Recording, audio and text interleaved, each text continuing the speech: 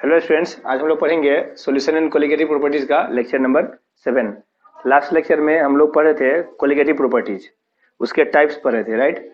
उसमें हम लोग पढ़े थे एलिवेशन इन बॉइलिंग पॉइंट और डिप्रेशन इन फ्रीजिंग पॉइंट, ठीक है। तो अब एक बात बताओ, हमने पढ़ा था क्या एलिवेशन इन बॉइलिंग पॉइंट में कि अगर हमने सोल्यूट डाल दिया, नॉन वोलेटाइल सोल्यूट, जैसे मान लो सॉल्वेंट पानी है, तो उसमें अगर हमने डाल दिया नॉन वोलेटाइल सोल्यूट तो वो क्या करता है, बॉइलिंग पॉइंट को इंक्रीज कर दे रहा था।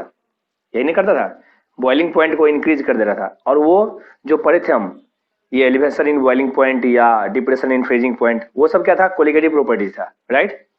तो कोलिगेटिव प्रॉपर्टीज का मीनिंग क्या है? कोलिगेटिव प्रॉपर्टीज क्या था, जो नेचर पर डिपेंड नहीं करता, सिर्फ नंबर पर डिपेंड करता है, यही ना।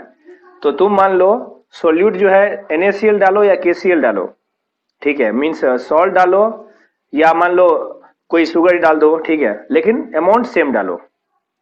तो सोल्यूट जो है नॉन वोलेटाइल कोई भी डालो, ठीक है, कोई भी डालो तो इफेक्ट सेम होगा, मतलब उसके नेचर पर डिपेंड नहीं करता।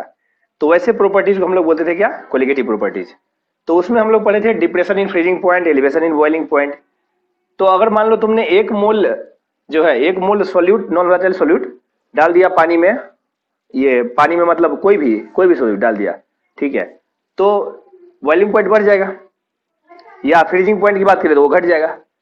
अब एक मोल तुम कुछ भी डालो, ठीक है, कुछ भी डालो नॉन वोलेटाइल सोल्यूट, तो वो क्या होता है, उसमें जो है ये डिप्रेशन, अगर फ्रीजिंग पॉइंट ले रहे हो तो वो डिक्रीज होगा, और बॉइलिंग पॉइंट ले रहे हो तो वो इंक्रीज होगा, लेकिन वो सेम होगा। मतलब नेचर पर डिपेंड नहीं करता कि तुम क्या डाल रहे हो, सॉल्ट ही डाल रहे हो तो कौन सा सॉल्ट डाल रहे हो, उस पर डिपेंड नहीं करता, ठीक है। तो अब एक बात बताओ, अगर वो नेचर पर डिपेंड नहीं करता है, सिर्फ नंबर पर डिपेंड करता है कि तुमने कितना डाला है, यही ना, कितना तुमने डाला है सिर्फ उस पर डिपेंड करता है।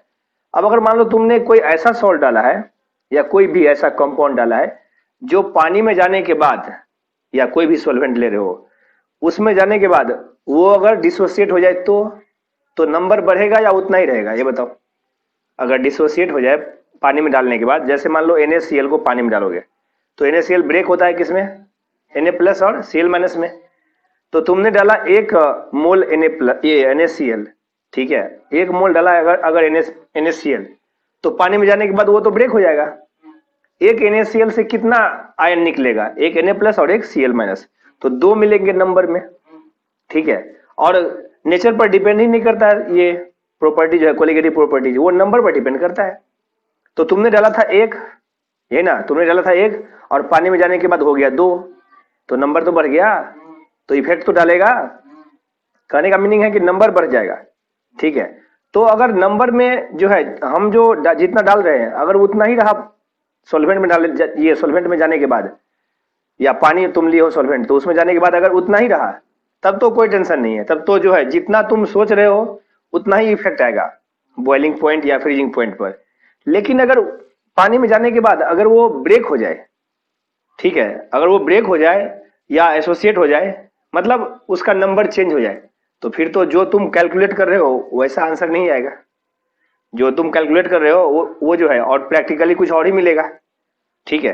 तो ये जो प्रॉपर्टी है ये नंबर पर डिपेंड करता है, तो हमको ये भी ध्यान रखना पड़ेगा कि हम जो भी सोल्यूट डाल रहे हैं वो पानी में जाने के बाद कहीं ब्रेक तो नहीं हो रहा है, मीन्स डिसोसिएट तो नहीं हो रहा है, ये भी ध्यान रखना पड़ेगा, ठीक है। जैसे मान लो तुम एक जो है एक कंटेनर में तुमने लिया सॉल्वेंट, मान लो वाटर लिया, 1 लीटर लिया, ठीक है, और उसमें तुमने मान लो 1 मोल ग्लूकोज डाल दिया, ठीक है, तो ग्लूकोज जो है डिजोल्व हो गया, लेकिन वो ब्रेक नहीं हुआ। अब तुमने डाल दिया, सेम एक्सपेरिमेंट किया, इस बार तुमने 1 मोल डाल दिया NaCl को, तो NaCl तो ब्रेक होकर के डबल नंबर प्रोड्यूस करेगा, तो इफेक्ट जो होगा वो डबल होगा, ठीक है। तो अब पता कैसे चलेगा कि कब ब्रेक होगा और कब ब्रेक नहीं होगा? तो हमको पता है सॉल्ट जो होता है जैसे NaCl, KCl, ये सब 100% ब्रेक होता है, यही ना। लेकिन कुछ कुछ ऐसा होता है, ऐसा कंपाउंड होता है जो बिल्कुल भी ब्रेक नहीं होता, ऑलमोस्ट जीरो, ठीक है। और कुछ कुछ ऐसा है जो कुछ परसेंटेज ब्रेक होता है, ठीक है। तो फिर तो ये तो बहुत ही प्रॉब्लम का क्वेश्चन है, ये मतलब ये जो है ये क्वेश्चन जो है ये तो बहुत ही टेंशन वाला है कि कैसे हम एग्जैक्टली निकालें। समझ में बात? जैसे मान लो एक एक एग्जांपल से समझो इसको। जैसे मान लो कि तुमने एक एक बीकर लिया या एक ग्लास लिया, मतलब उसको वो कवर किया हुआ है, उसके अंदर मान लो तुमने कुछ मॉस्किटो को डाल दिया, ठीक है। तो मॉस्किटो मान लो तुमने डाला 10, ठीक है। तो तुम 10 ही एक्सपेक्ट करोगे और 10 मॉस्किटो का इफेक्ट जो होगा वही तुम सोचोगे। लेकिन मान लो ऐसा हुआ कि मॉस्किटो जो है ना, सारे मॉस्किटो के बच्चे हो गए, सारे मॉस्किटो के बच्चे हो गए, मतलब पानी में जाने के बाद मान लो वो मरा नहीं। तो पानी में जाने के बाद सारे मॉस्किटो के बच्चे हो गए और एक एक बच्चा हुआ है सबको। तो अब बताओ तो नंबर में कितने होंगे? तुमने डाला था कितना, 10 मॉस्किटो को, और सबके एक एक बच्चे हो गए, तो नंबर में कितने हो गए? 20 होगा। तो तुम जितना सोच रहा था नंबर, उसका डबल हो गया। समझ में आया? ये डबल हो गया ना। तो ये जो है, अब देखो, तो अब जो है ये चीज जो है, ये ये हमको पता है कि डबल हो गया है। अब अगर नहीं पता रहे तो फिर तो बहुत प्रॉब्लम है कैलकुलेट करना। समझ में आया? तो उसी के लिए अब हम जो है एक नया टर्म पढ़ेंगे। ये कब डबल होगा, कब जो है, कब डबल नहीं होकर के मान लो कुछ पार्ट डिसोसिएट होगा। तो उसके लिए नया टर्म पढ़ेंगे अब, वेंट ऑफ फैक्टर। ठीक है, वेंट ऑफ फैक्टर जिसको आई से डिनोट करते हैं। ये जो है ये क्या है? For an electrolyte i equal to number of particles after dissociation और association upon number of particles assuming no dissociation और एसोसिएशन। मतलब रेशियो है, ये है, ये नीचे क्या है? Without dissociation. मतलब हमने जो ओरिजिनल डाला था, जैसे मान लो इस केस में ये 10 हमने डाला था और हो गया कितना बाद में? 20। तो number of particles after dissociation जो है, इस केस में डिसोसिएट हुआ है ना, तो आफ्टर डिसोसिएशन हो गया कितना? 20। और तुमने डाला था 10, तो 20/10 कितना आएगा? 2। तो डबल ही तो हुआ है, इसलिए 2 आएगा। समझ में आया? कहने का मतलब ये अगर एक है, ये एक है, तो ये कितना है? 2 होगा, 2 होगा ना। तो ये स्टार्टिंग अगर तुमने 1 से किया है तो नेट जो है ओवरऑल, ओवरऑल जो है कितना अब होगा, वही है आई। हम ऐसे भी बोल सकते हैं ना, अगर ये स्टार्टिंग 1 है तो ये कितना है, वही तो है वेंट ऑफ फैक्टर आई।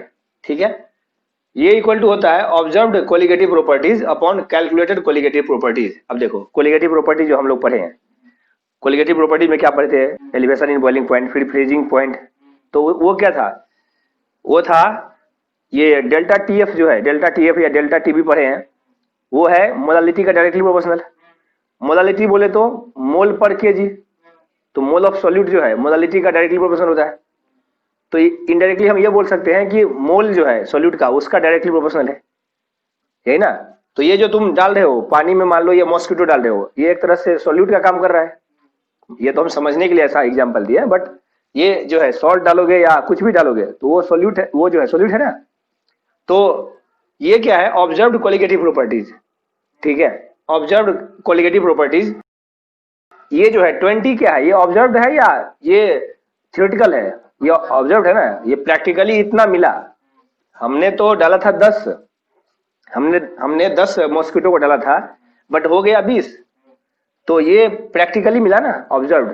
ठीक है, ये मतलब एक्सपेरिमेंटल भी हम बोल सकते हैं इसको, ऑब्जर्व्ड को। ठीक है, तो ये 20/10 कर रहे हैं ना, तो ये ऑब्जर्व्ड बाय थ्योरेटिकल, मतलब कैलकुलेटेड। कहने का मतलब ये जो है, ये कैलकुलेटेड है, जो हम कैलकुलेशन करके ला रहे हैं और प्रैक्टिकली नहीं देख रहे हैं, मतलब थ्योरेटिकल है।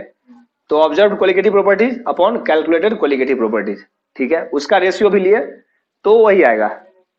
समझ में आया? जैसे डेल्टा टीएफ जो है, डेल्टा टीएफ में, डेल्टा टीएफ क्या होगा? के एफ इंटू क्या होता है? मोलालिटी।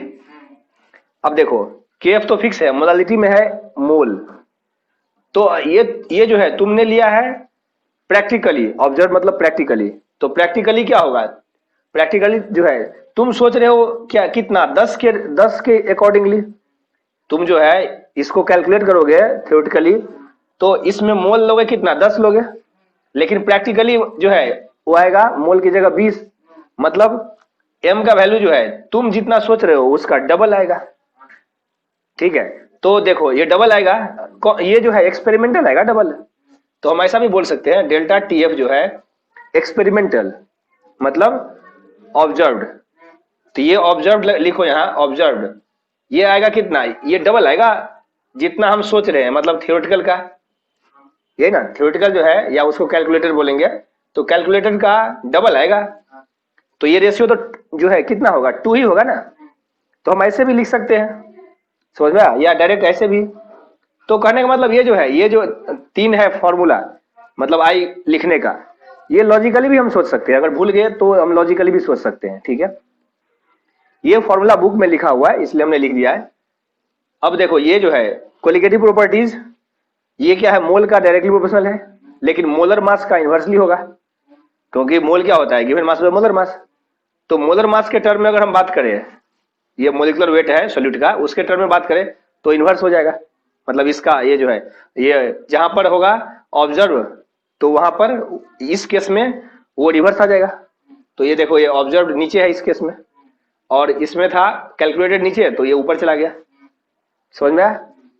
अब देखो, अब ये है, मान लो ये जो है, ये है कोई भी कंपाउंड है, ठीक है। उसको समझने से पहले हम तुमको यहाँ पर एक क्वेश्चन पूछ रहे हैं।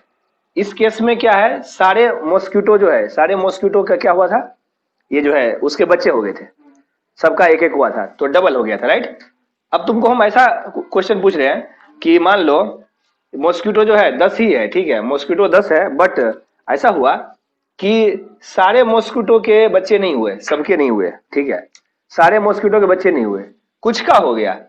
तो अब एक बात बताओ, मान लो 5 मॉस्किटो के बच्चे हो गए, मान लो 10 में से 5 मॉस्किटो के बच्चे हो गए एक एक, और 5 के नहीं हुए, तो अब बताओ तो कितना तुमको दिखेगा इसमें टोटल नंबर? 15 दिखेगा, है ना। 5 के बच्चे हो गए तो 5 तो डबल हो गए, और बाकी 5 एज इट इज है, तो ये 15 होगा। तो अब देखो 10 से हमने स्टार्ट किया था ना, तो 10 से स्टार्ट किया था, हमको मिला कितना, 15। तो अगर हम 1 से स्टार्ट करते तो ये कितना मिलता, 15/10, मतलब 1.5 मिलता। समझ में आया? तो 1 से स्टार्ट करते तो ये 1.5 मिलता। तो अब यही काम यहां पर करेंगे, ठीक है। यहां तक क्लियर है ना? ये तो समझ में आ गया होगा। चलो, तो अब देखो ये जो 1.5 आया है, ये डायरेक्टली हम 15/10 करेंगे तो भी आएगा। 15/10 ही है ना वो 1.5। करने का मतलब जितना हमने लिया है उसका 1.5 टाइम्स जो है अब हमको मिल रहा है, यही ना। तुमने 10 लिया और 15 मिल रहा है, मतलब 1.5 टाइम्स। अब देखो ये जो है, ये कोई कंपाउंड है, जैसे मान लो O3 ओजोन होता है, ये अगर ब्रेक होगा, ये ब्रेक होगा तो कितना 3O बनेगा, तो ये 3O बन रहा है, ठीक है। वैसे ही ये AN है तो Na में ब्रेक होगा। अब अगर 100% ब्रेक हो गया तब ना, 100% ब्रेक होगा तब ना, कुछ पार्ट ही ब्रेक होगा।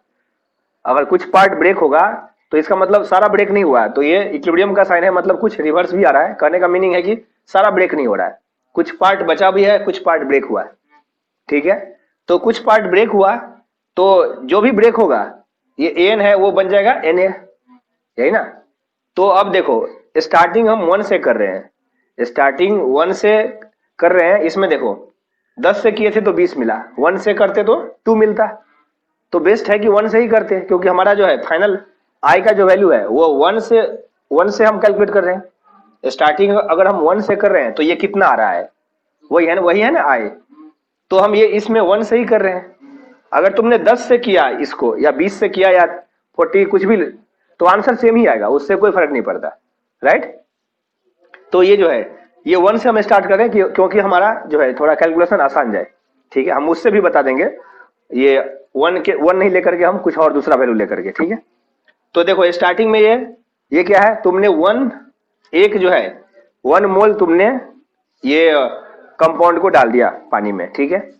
उसमें से कुछ पार्ट ब्रेक हो गया। स्टार्टिंग में तो ब्रेक नहीं हुआ था ना, स्टार्टिंग में डालते टाइम जो है t=0, इनिशियल मतलब क्या, टाइम t=0, उस टाइम ये 0 था। कुछ देर के बाद क्या हुआ, कुछ देर के बाद जो है इसमें से कुछ डिसोसिएट हो गया, सारा नहीं। जैसे हमने अभी एग्जांपल दिया, 10 में से 5 के बच्चे हो गए, तो वो 5 के जो है वो तो उसके बच्चे हो गए, तो रिमेनिंग 5 तो एज इट इज है। तो इसमें से कुछ जो है, कुछ का जो है कुछ क्या हुआ, डिसोसिएट हो गया, तो वो तो खत्म हो गया, वो खत्म हो जाएगा ना। तो रिमेनिंग कितना बचेगा, अब मान लो इसमें से अल्फा चला गया, तो रिमेनिंग बचेगा 1 - अल्फा। अब जो भी जाएगा, अगर ये एक जो है एक डिसोसिएट होगा तो ये Na बनेगा, तो अगर अल्फा डिसोसिएट होगा तो कितना बनेगा बोलो। ये अगर एक डिसोसिएट होगा 1 मोल तो N मोल बनेगा, नंबर N मोल बनेगा ना। तो अगर अल्फा मोल अगर डिसोसिएट हुआ तो कितना बनेगा, एन अल्फा बनेगा, तो ये बनेगा एन अल्फा। ठीक है, तो अब बताओ इतना तो बचा हुआ है, ये यही ना, इतना बचा हुआ है ये, और ये बन गया क्या, एन अल्फा। तो टोटल कितना होगा, ये दोनों को ऐड करो। कहने का मतलब ये है, जैसे मान लो तुमने 20 मॉस्किटो लिया, ठीक है, 20 मॉस्किटो लिया और पानी के अंदर इसको रख दिया। तो पानी के अंदर रख दिया, अब जरूरी नहीं है कि सारे सबके जो है सबके बच्चे हो जाए। अभी जो एग्जाम्पल हमने दिया था कि 10 मॉस्किटो लिया और सबके बच्चे हो गए, तो तुम तो यही मान के चलोगे कि पानी के अंदर 10 है मॉस्किटो, लेकिन अगर सबके बच्चे हो गए एक एक, तो नंबर में हो जाएगा कितना, 20। अब ऐसा हुआ कि 20 मॉस्किटो को तुमने पानी के अंदर डाल दिया, लेकिन उसमें से क्या हुआ, 5 मॉस्किटो के बच्चे हो गए, 5 मॉस्किटो के ओनली, और सबके मान लो 2-2 बच्चे हुए। ठीक है, सबके 2-2 बच्चे हुए, और क्या हुआ, जो 5 मॉस्किटो है जिसके बच्चे हुए हैं, वो मॉस्किटो क्या हुआ, उसके बच्चे होने के बाद वो सारे मॉस्किटो मर गया। समझ में आया? वो 5 मॉस्किटो जो है जिसके बच्चे हुए हैं, सबके 2-2 बच्चे हुए हैं, तो बच्चे होने के बाद जो है सब सारे जो है 5 जिसके बच्चे हुए वो मर गया। तो अब बताओ इसमें जो है, ये सॉल्यूशन में मतलब पानी में जो तुमने डाला है ये मॉस्किटो को, मान लो वो सॉल्यूशन बना रहा है, ये मॉस्किटो क्या है, उसको हम सॉल्यूट के जैसा बिहेव कर रहे हैं। तो पानी में टोटल जो है कितने मॉस्किटो होंगे जिंदा, ठीक है, टोटल मतलब ये डेड जो है 5, उसको छोड़ दो, तो 20 में से 5 जो है वो तो डेड है, और उसके बच्चे हुए कितने, 10, यही ना, 5 के बच्चे हुए 2-2, तो 10 हो गए। तो 20 में से 5 डेड है और बचा कितना, 15। तो 15 जो है 15 है इसमें से बचा हुआ, और रिमेनिंग जो 5 था उसके 2-2 बच्चे हो गए, तो कितना हो गया, रिमेनिंग 5 जो है उसके कितने बच्चे हुए, 2, तो 10। तो ये 25 है, ये जो है ये इसमें से कोई डेड नहीं है, और 5 जो है इसमें से वो क्या है, अब डेड है।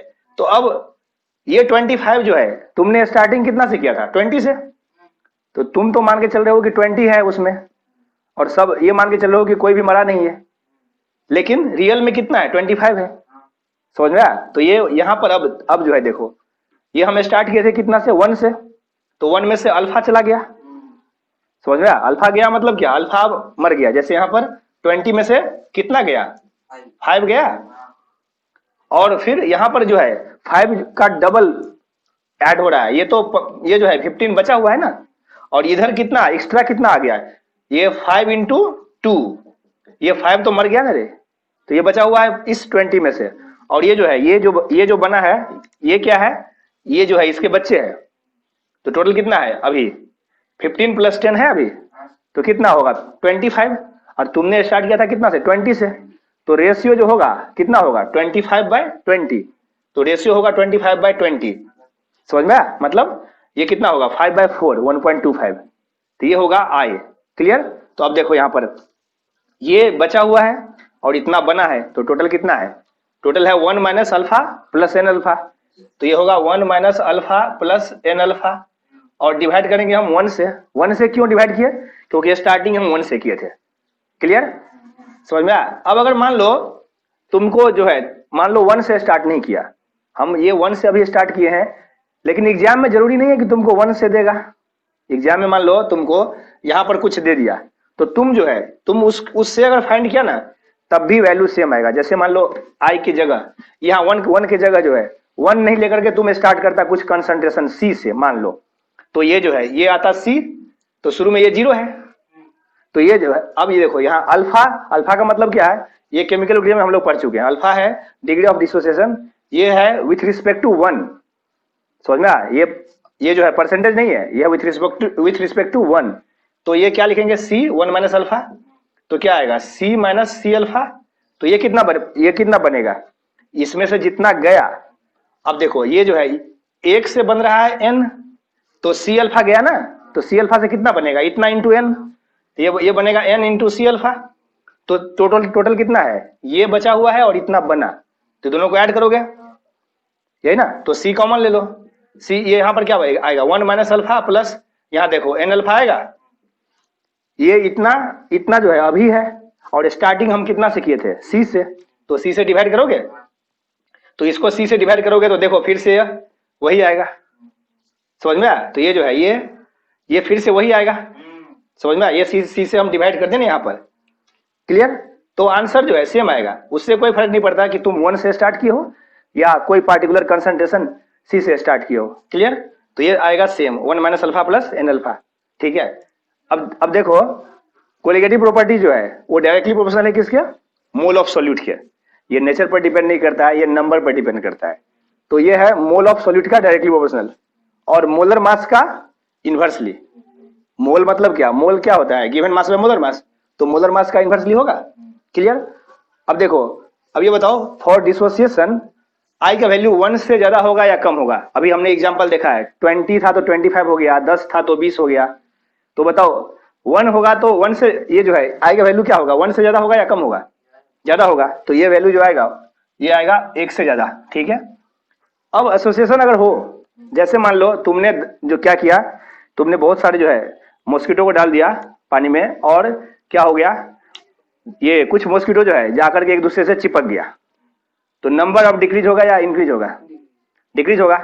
टोटल नंबर हम काउंट कर रहे हैं, 2 मान लो मिल गया, 2 एक दूसरे के साथ चिपक गया, या मान लो उसमें तुम मान लो कुछ फेविक्विक डाल दियो, फेविकॉल जो भी थोड़ा सा डाल दियो, जिससे कि जो है उसके 2 मतलब ये साथ में आते हैं, ये मतलब फेविक्विक जो तुमने डाला है, फेविकॉल जो भी, तो उसके बगल में जो भी आता है वो चिपक जाता है, तो नंबर तुमको कम दिखेगा ना, समझ में आया? तो तुमने डाला था मान लो 10 और उसमें से कुछ जो है 10 में से कुछ क्या हुआ, 10 में से मान लो 4 जो है चिपक गए, 4 चिपक गए 2-2 के पेयर में, तो इसका मतलब अब बताओ टोटल कितना नंबर दिखेगा तुमको?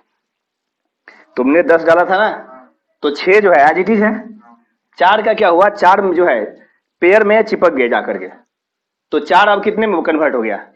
एक में। कैसे? 4 सब नहीं चिपका है, पेयर में चिपका है, तो 4 जो है अब 2 बन गया, तो 6 तो बचा हुआ है और 2 अब बन गया, तो ये अब 8 होगा ना, मतलब ये टोटल मिला के कितना होगा? 6 + 2 8 होगा, 8 होगा। और तुमने स्टार्ट कितना से किया था? 10 से, तो 8/10, 10 में 8 है ना, तो 1 में कितना? 8/10 0.8 आएगा, मतलब 1 से कम ही आएगा ना, ठीक है? तो ये वैल्यू जो है 1 से कम आएगा, ठीक है? चलो अब इसका आंसर दो। Find I for the following if 100% dissociated. ये मान लिया गया है कि ये 100% डिसोसिएट हो रहा है। NaCl तो पता ही हमको, ये सारे सॉल्ट है, ये Na+ और Cl- में ब्रेक होगा, तो ये 100% अगर डिसोसिएट हो जाए तो ये एक NaCl कितना बनाएगा? 2 नंबर में बनाएगा ना। हम पढ़ रहे हैं क्या? Colligative properties. ये जो है कोलिगेटिव प्रॉपर्टीज में पढ़ रहे हैं। कोलिगेटिव प्रॉपर्टीज में क्या था कि नेचर पर डिपेंड नहीं करता, नंबर पर डिपेंड करता है, ठीक है? नंबर पर डिपेंड करता है, और क्यों वो सब रीजन हम लोग पढ़ चुके हैं, ठीक है? तो ये जो है ये इसके नंबर कितने हो गए? तुमने डाला 1 और ये हो गया 2, ठीक है? तो आई का वैल्यू क्या आएगा? 1 में 2 हो गया, तो आई का वैल्यू सीधा 2 आएगा। 2/1 करेंगे ना, तो अगर हम स्टार्टिंग 1 से किए हैं तो हमको सीधा आंसर आ जाएगा एक लाइन में, ठीक है? और अगर 100% ब्रेक हो रहा है तो एक और ऑप्शन है इसको सोल्व करने का, बिना ये लिखे। कैसे? इसका वैलेंसी और इसका वैलेंसी, इसका वैलेंसी यहां पर आता है और इसका वैलेंसी यहां पर आता है, तो ये 1 है और ये 1 है, तो 1 + 1 सीधा 2 आएगा। तो ये क्या आएगा? 1 + 1 = 2। अब इसमें देखो, इसका वैलेंसी Ca का 2 है और इसका वैलेंसी 1 है, तो 1 + 2, ये 100% ब्रेक हो रहा है तब, हमेशा नहीं, तो 1 + 2 3 आएगा। वैसे भी हम यहां से भी हम सोच सकते हैं Ca2+ और 2Cl- में ब्रेक होगा, तो नंबर कितने आएंगे? ये 1 और ये 2, तो 1 + 2 कितना? 3 आएगा। अब इसमें देखो Na2SO4, ये है SO4 जो है कितना है? 1 है। SO4 पर चार्ज क्या आता है? 2- ना, चार्ज से हमको मतलब ही नहीं है, हमको नंबर से मतलब है। तो SO4 है 1 और Na कितना है? 2, तो 2 + 1 कितना? 3। चलो इसका बताओ, इसका कितना आएगा? इसमें देखो ये कॉम्प्लेक्स है, तो ये जो है ये ब्रेक होगा, तो ये ब्रेक होगा किसमें? पानी में अगर डालेंगे तो ये ब्रेक होगा, Cl3 है ना, तो 3Cl- में ब्रेक होगा, और ये न्यूट्रल था ना, तो ये जो है इस पर चार्ज टोटल कितना आया? 3-, तो इस कॉम्प्लेक्स पर चार्ज आएगा 3+, तभी तो बैलेंस करेगा, तो ये चार्ज आएगा कितना? 3+ आएगा, समझ में आया? तो अब बताओ टोटल कितने नंबर है? ये कॉम्प्लेक्स एज इट इज है, तो कितना है? और ये 3Cl- और ये 1, तो टोटल कितना आएगा? 4 आएगा, तो ये आएगा 4। क्लियर? 3 + 1 4, ठीक है? अब इसका आंसर दो। ये है नीट 2015 का क्वेश्चन, बहुत ही आसान है।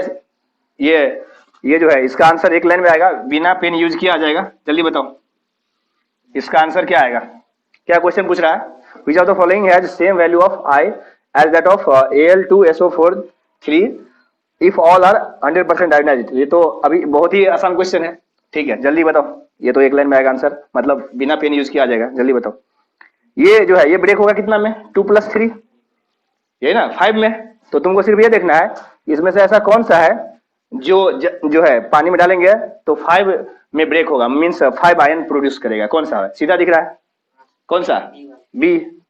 ये 4 आएगा और ये 1, बाकी जो है ये आएगा कितना 3 और ये कॉम्प्लेक्स 1, और ये 1 और 3 4, और ये 2 और SO4 1 है, तो ये आएगा कितना 3, ठीक है। तो ये जो है आंसर विल बी बी, ठीक है।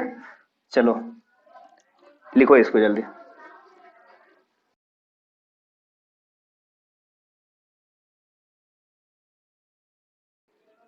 ये है क्वेश्चन नीट 2015 और 2011 का। इसको जल्दी से खुद से पता ट्राई करो, फिर हम इसको एक्सप्लेन करते हैं, ठीक है। चलो जल्दी से स्टार्ट करो।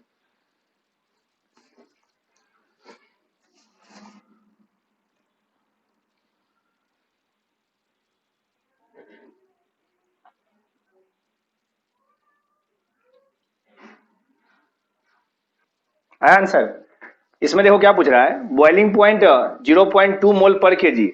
ये है एक सॉल्यूशन, उसका मोलालिटी दिया हुआ है 0.2 मोल पर केजी, ठीक है। और सॉल्यूट क्या है एक्स। तो एक सॉल्यूशन है जिसमें ये है मोलालिटी, ये मोलालिटी कैसे पता चला, इसके यूनिट से, ठीक है। और एक्स है सॉल्यूट। और फिर क्या बोल रहा है, एक दूसरा सॉल्यूशन है जिसमें y है सॉल्यूट, और दोनों का मोलालिटी सेम है, ठीक है। दोनों का मोलालिटी सेम है, लेकिन बॉइलिंग पॉइंट जो है इसका जब x है वो तब क्या है, ज्यादा है, ये ना। Boiling point of this solution, मतलब ये है मोलालिटी, जब x है तो उसका ज्यादा है जब y है उससे, ठीक है। तो पूछ रहा है इसमें से कौन सा स्टेटमेंट ट्रू है, ठीक है। अब देखो बॉइलिंग पॉइंट के लिए हम लोग क्या पढ़े हैं, बॉइलिंग पॉइंट जो है किस पर डिपेंड करता है। हमने सॉल्यूशन में ये सॉल्वेंट कोई भी है, जैसे मान लो यहाँ पर क्या है वाटर है ना, तो उसमें हमने सॉल्यूट को डाल दिया, तो सॉल्यूट को डालेंगे तो क्या होगा, वो डिजोल्व होगा और हर जगह डिस्ट्रीब्यूट हो जाएगा। तो सरफेस पर भी डिस्ट्रीब्यूट होगा, हर जगह सिमेट्रिकली डिस्ट्रीब्यूट होगा। तो वेपर प्रेशर जो है अब जनरेट कम होगा या ज्यादा होगा, कम होगा जनरेट, अब वो लेस इवापोरेट करेगा। तो अगर कम जनरेट होगा वेपर प्रेशर, इसका मतलब इंटरनल प्रेशर जो है वो कम हो गया।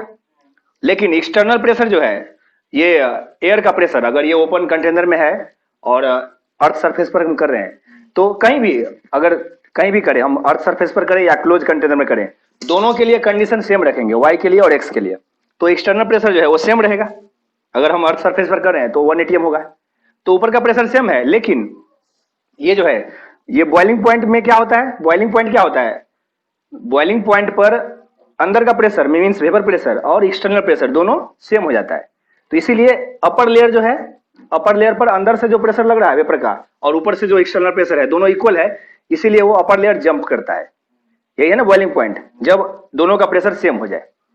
तो अब ये तुमने जो डाला एक्स सोल्यूट, तो क्या वो बोल रहा है बॉइलिंग पॉइंट ज्यादा है, ये बोला ना बॉइलिंग पॉइंट ज्यादा है। इसका मतलब अब बॉइलिंग पॉइंट ज्यादा कब होता था, हम लोगों ने क्या पढ़ा है, एलिवेशन इन बॉइलिंग पॉइंट। अब सोल्यूट कोई भी डाले, सोल्यूट का क्या काम है, एरिया को कवर कर लेगा, सरफेस एरिया को कवर कर लेगा। तो अब लेस एरिया बचेगा जहां से इवापोरेट होगा, इसका मतलब वेपर प्रेशर घट जाएगा। तो इसीलिए जैसे चाय में, हम चाय वाला केस हमने कल एग्जांपल दिया था लास्ट लेक्चर में, चाय जब ये खौल रहा है, बॉयल हो रहा है, तो हम उसमें डालते हैं चीनी, तो उस टाइम बॉइलिंग बंद हो जाता है, फिर थोड़ा देर के बाद फिर से बॉयल होता है, क्योंकि वेपर प्रेशर घट गया। तो अब थोड़ा सा और हीट दिए, टेम्परेचर और बढ़ा, तब फिर से बॉइलिंग स्टार्ट, ठीक है। तो अब इसमें क्या बोल रहा है, इसमें ऑप्शन से अब चलेंगे, ठीक है। ऑप्शन से चलेंगे तो दो है सॉल्यूशन, एक में एक्स है और एक में वाई है। एक में मान लो सॉल्ट है और दूसरा में मान लो शुगर है, ठीक है, ऐसा मान लेते हैं। तो दोनों जो है दोनों इक्विमोलल है, दोनों में हमने दोनों का मोलालिटी सेम लिया है, तो लॉजिकली होना चाहिए सेम। सेम कब होता, जब हम जितना लिए हैं उतना ही रहता है। दोनों में डिफरेंट है, इसका मतलब कुछ तो गड़बड़ हुआ है। अंदर जाने के बाद क्या गड़बड़ हुआ है, या तो कोई एसोसिएट हो गया होगा या कोई डिसोसिएट हो गया होगा। तो नंबर हम जितना सोच रहे हैं उससे उससे चेंज हो गया होगा, तभी तो जब दोनों में इक्वल है मोलालिटी तो फिर डिफरेंट कैसे आया, आना चाहिए सेम। इसका मतलब अंदर कुछ तो हुआ है। ठीक है, तो अब ऑप्शन पर चलेंगे। ठीक है, अब ऑप्शन में क्या है, molecular weight of X is less than molecular weight of Y. Molecular weight से कोई एक्स और वाई का मोलिकुलर वेट से मतलब ही नहीं है, हमको मतलब है नंबर से। समझ में आया? अंदर जो हम डाले हैं, जब दोनों जो है दोनों का सेम मोल है तो उस दोनों के मोलिकुलर मास से कोई मतलब नहीं है, हमने तो नंबर में सेम डाला ना, दोनों में सेम हमने मोल डाला है। ठीक है, तो ये तो ऑप्शन कैंसिल हो गया। दूसरा है Y is undergoing dissociation in water while X undergoes no change. अब ये जो है ये जो डिसोसिएशन का जो केस है, ऐसे कितने ऑप्शन है, बी और सी, और डी है क्या, मोलिकुलर वेट। इससे मतलब मोलिकुलर वेट के बारे में इसका रिवर्स है ना, इसमें लेस था इसमें मोर था, तो ये तो ए और डी तो कैंसिल हो गया। आंसर जो आएगा बी और सी में से ही एक आएगा। अब सवाल है कौन सा आएगा। ठीक है, अब देखो ये वाला जो है एक्स वाला का बॉइलिंग पॉइंट ज्यादा है तो अब जो है ये चाय जब बॉयल होता है तो हम उसमें सॉल्ट डालते हैं, सॉल्ट नहीं ये शुगर डालते हैं, तो फिर उस टाइम बॉइलिंग बंद है ना, फिर थोड़ा देर के बाद बॉइलिंग स्टार्ट। तो जितना और टेम्परेचर लगा, जितना और टेम्परेचर इंक्रीज करना पड़ा, that is called elevation in boiling point. तो उतना हमको इंक्रीज करना पड़ रहा है। अब देखो एक्स जब डालेंगे तो बॉइलिंग पॉइंट ज्यादा है या कम है, बॉइलिंग पॉइंट किस ज्यादा है, तो इसका मतलब एक्स जो हम डाल रहे हैं y और x का नंबर सेम है लेकिन बॉइलिंग पॉइंट इसमें ज्यादा है, इसका मतलब उसमें जो है ज्यादा इफेक्ट किया है उसने, तो एलिवेशन इन बॉइलिंग पॉइंट ज्यादा है इसमें, x में ज्यादा बढ़ा दिया ना, तो ज्यादा बढ़ा दिया तो ज्यादा, इसका मतलब नंबर जो है ज्यादा हो गया होगा, तभी तो ज्यादा इफेक्ट किया। समझ में आया? इसका मतलब हमने डाला है सेम लेकिन इफेक्ट ज्यादा कर गया। ज्यादा कर गया मतलब क्या, वो मोल ज्यादा हो गया, तभी तो ये वेपर प्रेशर को घटा दिया, तो हमको और ज्यादा हीट करना पड़ा, तब जाकर के अंदर का प्रेशर और फिर से एक्सटर्नल प्रेशर के ये इक्वल आएगा। इसलिए हमने बोला था पहले ही बॉइलिंग पॉइंट का कंसेप्ट क्लियर होना बहुत जरूरी है, क्योंकि कंसेप्चुअल क्वेश्चन में फिर सोचना डिफिकल्ट हो जाता है। बॉइलिंग पॉइंट को हमने इसलिए डिटेल में पढ़ाया था कि बॉइलिंग पॉइंट क्या होता है वो समझना बहुत जरूरी है। ठीक है, तो अब बताओ कौन सा डिसोसिएट हुआ हुआ, एक्स या वाई। बॉइलिंग पॉइंट जो है किसका, एक्स का ज्यादा है ना, तो वो जो है नंबर में बढ़ गया होगा, तो इफेक्ट उसका ज्यादा होगा। नंबर में बढ़ गया मतलब ज्यादा सरफेस एरिया कवर कर लिया, तो अब लेस इवापोरेट होगा, मींस लेस वेपर प्रेशर, तो तुमको ज्यादा हीट देना पड़ेगा, तभी तो वो ज्यादा टेम्परेचर पर जाके बॉयल होगा, मींस ये एक्सटर्नल प्रेशर के इक्वल होगा। इसका मतलब एक्स जो है डिसोसिएट हुआ हुआ। ठीक है, तो ऑप्शन नंबर कौन सा, सी। तो option is answer is C. ठीक है, ये तो आसान है। इसमें क्या पूछ रहा है, freezing point depression constant means delta T F, नहीं सॉरी ये जो है K F, freezing point depression constant है ना, और for water is -1.86 degree C. ये जो है माइनस नहीं है, कांस्टेंट है का वैल्यू है के एफ का, तो ये 1.86 है। ठीक है, if 5 gram Na2SO4 is dissolve in 45 gram H2O, delta TF is इतना। ठीक है, अब डेल्टा टीएफ का वैल्यू दिया हुआ है, तो वाटर का फ्रीजिंग पॉइंट हमको पता ही है कितना होता है, 0 डिग्री, तो ये जो है घटेगा तो माइनस में नहीं आएगा। तो क्या पूछ रहा है, फाइंड आई फॉर Na2SO4। अब देखो, अब ऐसे तुम लॉजिक लगाओगे, ये जो है ये स्ट्रॉन्ग सॉल्ट है, मतलब ये स्ट्रॉन्ग इलेक्ट्रोलाइट है, तो ये सॉल्ट है तो 100% डिसोसिएट हो जाएगा, तो फिर ये कितना आना चाहिए, ये जो है 2 Na और 1 SO4, मतलब 2 Na प्लस और 1 SO4 2 माइनस, तो ऐसे आना चाहिए 3। लेकिन वो कब, जब 100% डिसोसिएट होगा। हमको कैसे पता चला कि 100% डिसोसिएट होगा, ऐसा तो क्वेश्चन में नहीं बोला ना, क्वेश्चन में वही तो पूछ रहा है तुमको। अगर 100% डिसोसिएट होता तब तो आंसर 3 आता, तो 3 से ज्यादा तो कभी हो ही नहीं सकता, पूरा डिसोसिएट हो गया तो तब 3 आएगा, तो सी तो ऑप्शन कैंसिल हो गया। ठीक है, और देखो ये जो है ये कैसा है सॉल्ट, ये जो है ये इलेक्ट्रोलाइट है स्ट्रॉन्ग, तो ये ऑलमोस्ट डिसोसिएट हो जाएगा, मतलब होना चाहिए 100%, बट 100% नहीं भी तो ऑलमोस्ट हो जाएगा, तो ये डी भी कैंसिल हो जाएगा। लेकिन ऐसा हम ये डेटा को हम यूज करके लाएंगे, ये तो लॉजिक से हम ऐसा सोच रहे हैं, जब ऑप्शन नहीं है मतलब एग्जाम में टाइम नहीं है तब ये सब काम करेंगे। ठीक है, लेकिन अभी जो है अभी हम सोल्व करेंगे ना इसको। तो अब देखो डेल्टा टीएफ का वैल्यू दिया हुआ है। ठीक है, डेल्टा टीएफ का वैल्यू दिया हुआ है, तो डेल्टा टीएफ हमको पता है क्या होता है, डेल्टा टीएफ इक्वल टू क्या होता है, के एफ इंटू मोलालिटी। तो डेल्टा टीएफ का वैल्यू दिया हुआ है कितना, -3.82, ये ना डेल्टा टीएफ जो है। अब देखो यहाँ पर क्या किया है, ये जो माइनस में दिया है तो इसलिए के एफ भी माइनस में दिया हुआ है, तो बात एक ही है। ठीक है, क्योंकि मोलालिटी तो पॉजिटिव ही होगा, वो थोड़ी ना निगेटिव में होगा। लेकिन अब जो है तुमको निकालना है आई ना, तो ये बताओ इसमें मोल टर्म कहां पर आएगा, मतलब मोल ऑफ Na2SO4 वो टर्म कहां आएगा? वो टर्म है इस मोलालिटी में, मोलालिटी है मोल पर केजी। तो जहां भी मोल टर्म आएगा, इसका मान लो 2 मोल तुमने लिया, लेकिन पानी में जाकर के वो डिसोसिएट हो गया। अगर वो 100% डिसोसिएट होता तो पानी तो उतना ही है। तो अगर तुम मोल पर केजी ले रहे हो, मोल पर केजी, तो ये वाटर मान लो 1 ही केजी है, लेकिन ये लिए हो 2 केजी, मतलब 2 मोल, तो 2 मोल लिए हो 1 केजी में, तो मोलालिटी कितना है? 2 है। लेकिन ये पानी में जाने के बाद मान लो ये ब्रेक हो गया 100%, तो ये हो जाएगा कितना? 1 से निकलेगा 3, तो 2 से निकलेगा कितना? 6, है ना? तो ये पानी में जाकर अगर 100% अगर ब्रेक होता तब, तो 2 मोल इंटू 3 मतलब 6 मोल होता नंबर में, लेकिन पानी उतना ही रहेगा, तो 6 मोल पर केजी ऐसा होता। कहने का मतलब ये है कि ये जहां भी मोल होगा उसमें तुम मल्टीप्लाई कर दोगे, अगर वो डिसोसिएट हो रहा है, अगर 3 टाइम्स हो रहा है या 2 टाइम्स हो रहा है, जो भी हो रहा है उससे मल्टीप्लाई करोगे। तो लेकिन ये हमको पता नहीं है ना कि 100% ब्रेक होगा, हमको पता है क्या? अभी हमको भी पता नहीं है ना, तो 100% ब्रेक अभी हमको पता नहीं है। तो क्या करेंगे अभी? उसके जगह ये जो है ये तीन क्या है, एक से अगर ब्रेक हो रहा है 100% तो वो 3 आएगा, लेकिन अभी हम आई के टर्म में लिखेंगे, हमको पता नहीं है वो कितना ब्रेक हुआ। तो जितना भी ब्रेक हुआ उसको हम लोग क्या बोलते हैं? आई। 1 से कितना ब्रेक हुआ, मतलब अभी टोटल कितना है ब्रेक होने के बाद, तो उसी का नाम था इवेंट ऑफ फैक्टर आई, चाहे ब्रेक हो या एसोसिएट हो। तो जहां भी मोल टर्म आएगा वहां पर मोल के साथ साथ आई भी आ जाएगा, समझ में आया? जहां भी मोल टर्म तुमको दिखेगा वहां पर आई को मल्टीप्लाई करो। जैसे ये 2 मोल है तो 3 मोल से मल्टीप्लाई करेंगे तो 6 आएगा ना, अगर कंप्लीटली ब्रेक होता तो लेकिन हमको पता नहीं है ना अभी कंप्लीटली ब्रेक हो रहा है। ये 3 क्या है? 3 क्या है? अगर ये फुल्ली ब्रेक होगा तो 3 आई ही है ना, समझ में आया? ये 3 आई ही है, लेकिन हमको अभी पता नहीं है ना कितना ब्रेक हो रहा है, तो 3 नहीं लिखेंगे, बस आई लिखेंगे। तो ये मोल यहाँ है, मोल पर केजी, तो इसमें आई से मल्टीप्लाई करेंगे।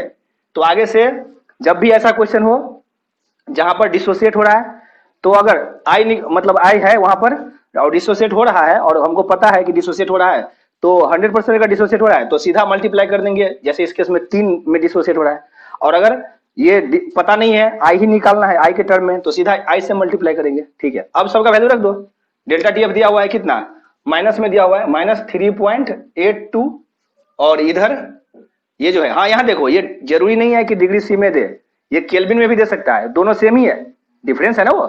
ठीक है, तो केएफ जो है कितना? ये -1.86 और इंटू मोलालिटी, मोलालिटी के लिए अब देखो मोल पर केजी, तो 5 ग्राम है ये, तो 5, और ये इसका मोलर मास, इसका मोलर मास यहाँ पर लेंगे, ये कितना है? 23 इंटू 2, तो 46, तो ये आएगा 46, और ये आएगा कितना? ये 16 इंटू 4 और ये 6, 96, ये ना 64 और 32, 96, तो ये कितना आएगा? ये आएगा 142, ये ना आएगा, ये 142, तो 142 ये आ गया मोल ऑफ कितना? ये इसका Na2SO4 का, और मोल पर केजी ना, तो सॉल्वेंट का मास इन केजी 45 ग्राम है ना, तो 45 और ये केजी, तो 1000 से डिवाइड करो, और अभी आई साथ में है, तो ये आई आ गया। अब यहां से आई निकल जाएगा, तो यहां से आई यहां से निकाल दोगे तो आई कितना आएगा?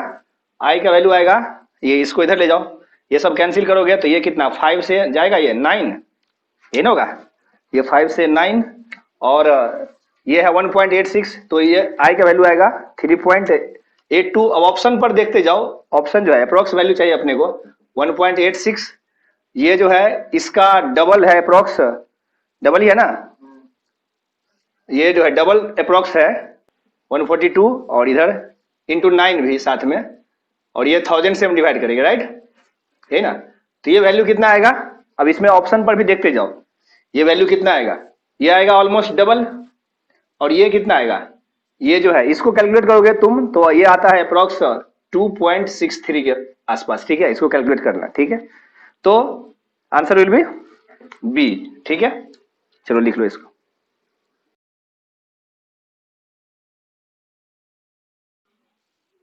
चलो नेक्स्ट क्वेश्चन ट्राई करो, ये नीट 2011 का क्वेश्चन है, इसको पहले खुद से ट्राई करो, ठीक है, फिर हम इसको एक्सप्लेन करेंगे।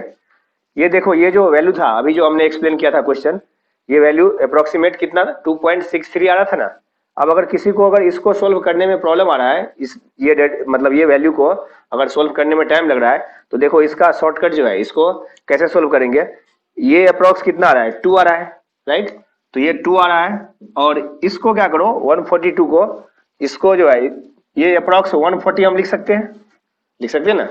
और ये 9 को अप्रोक्स कितना 10, राइट। तो ये 10 और ये एज इट इज रहने दो 1000। तो अब देखो इससे अब जो है कैलकुलेशन आसान हो गया, ठीक है। इससे कितना आएगा देख लो, ये 0 0 ये 0 0 गया तो कितना आएगा 2 इंटू 14 इंटू 1 तो कितना 28/10। तो ये आएगा कितना 2.8। तो 2.8 का जो सबसे क्लोज था ऑप्शन वो था क्या, 2.8 का सबसे क्लोज ऑप्शन था 2.63, राइट, यही था ना। तो ये शॉर्टकट है, इससे भी जो है इससे कैलकुलेशन आसान हो जाता है, ठीक है। चलो पहले ये ट्राई करो खुद से, उसके बाद हम इसको एक्सप्लेन करेंगे, फिर ये क्वेश्चन पर आएंगे, ठीक है। पहले इसको पहले खुद से ट्राई करो, चलो जल्दी करो, ठीक है।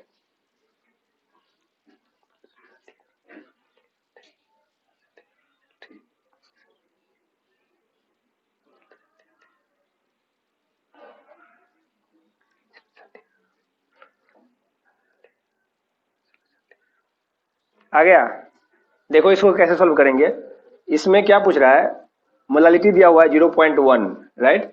और ये है सॉल्यूट क्या है, वीक एसिड जो 30% आयोनाइज हो रहा है। और फ्रीजिंग पॉइंट पूछ रहा है, ये सॉल्यूशन का क्या होगा, केएफ दिया हुआ है। तो डेल्टा टीएफ हम फाइंड कर लेंगे। तो देखो डेल्टा टीएफ जो है, डेल्टा टीएफ का फॉर्मूला क्या होता है, केएफ इंटू एम। तो जो हम लोग पहले जो मेथड यूज कर रहे थे, delta TF equal to KF और इंटू मोलालिटी, मतलब ये मोलालिटी का वैल्यू रखोगे तो ये डेल्टा टीएफ आ जाएगा। बट यहाँ पर प्रॉब्लम ये है, पहले जो हम लोग ये फॉर्मूला यूज कर रहे थे तो उसमें क्या था, जो सॉल्यूट था वो डिसोसिएट नहीं हो रहा था, राइट। तो वो डिसोसिएट नहीं हो रहा था या एसोसिएट कुछ भी, मतलब जो सॉल्यूट है जितना हमने डाला है पानी में, पानी या सॉल्वेंट जो भी है, मतलब दूसरा कोई सॉल्वेंट जो भी है, तो जितना हमने डाला है उतना ही है सॉल्यूट। तो फिर तो डायरेक्ट ये फॉर्मूला से आंसर आ जाएगा। बट यहाँ पर प्रॉब्लम ये है कि यहाँ पर ये जो है वीक एसिड हमने जो डाला पानी में, तो वो जो है वो क्या हुआ, थोड़ा सा वो जो है आयोनाइज हो गया। तो हमने जितना डाला है हमने एग्जाम्पल अभी क्या लिया था, मॉस्किटो वाला। तो मॉस्किटो जितना डाला है उतना रहेगा तब ना जो हम कैलकुलेट करेंगे उससे मैच करेगा। लेकिन कुछ मॉस्किटो के अगर बच्चे हो गए तो फिर तो जो हमारा आंसर आएगा उससे मैच नहीं करेगा। तो यहाँ ऐसा ही हो रहा है, ठीक है। तो क्या करेंगे, जहां पर मोल आएगा, जहां पर सॉल्यूट का मोल आएगा, वो पार्ट को जो है उसमें थोड़ा सा मॉडिफिकेशन होगा। अगर बच्चे हो रहे हैं ये मॉस्किटो के तो नंबर बढ़ रहे हैं, और अगर ऐसा हो रहा है कि ये मॉस्किटो जो है चिपक रहा है आपस में तो नंबर घट जाएगा। तो यहाँ पर क्या हो रहा है, यहाँ आयोनाइज हो रहा है, एसिड आयोनाइज हो रहा है, तो मीन्स इंक्रीज हो रहा है। तो जो भी हो रहा हो, लेकिन मोल में चेंजिंग आएगा। तो मोल टर्म कहाँ है, मोलालिटी में है मोल टर्म, राइट। तो इसमें मोलालिटी में है मोल टर्म, तो उसमें क्या करो, आई से मल्टीप्लाई कर दो, ठीक है।